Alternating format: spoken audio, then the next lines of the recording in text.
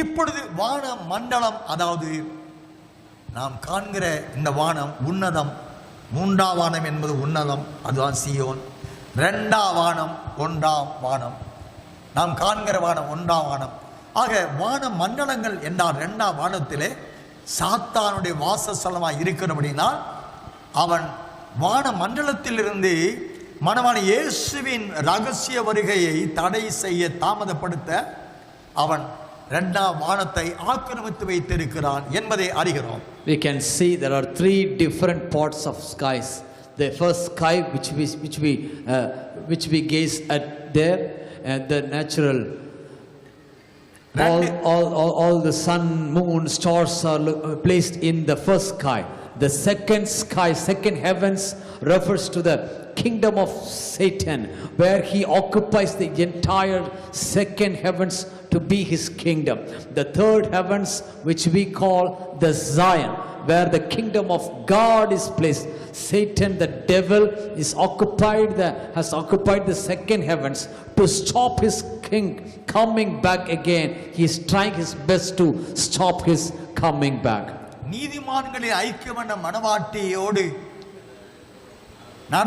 நடக்க இருக்கிற ஆட்டுக்குட்டியான கல்யாணம் நடக்க வேண்டிய இடம் இரண்டாம் வானமே. The second heavens is the place where the fellowship of saints gathered together, and the wedding of bridegroom and bride is going to take place there.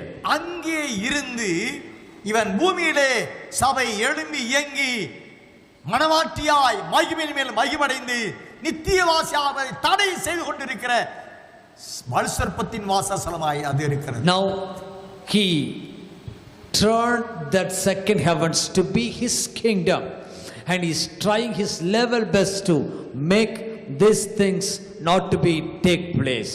ஆனபடினாலே 2 தெசலோனிக்கர் 2ஆம் அதிகாரம் 3 முதல் 6 வசனங்களை வாசிக்கிற பொழுது தடை செய்கிறவன் தள்ளப்பட்டால் ஓடிய அந்த நாள் என்றால் ஆண்டவராய் இயேசு கிறிஸ்துவின் ரகசிய வருகையினால் வராது நடக்காது என்று அப்போஸ்தலன் பவுல் எழுதுகிறார்.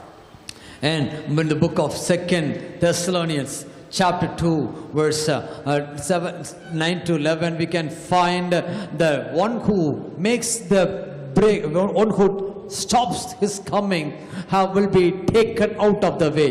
First 2 Thessalonians chapter 2 verse 7 says, only he who now restrains will do so until he is taken out of the way.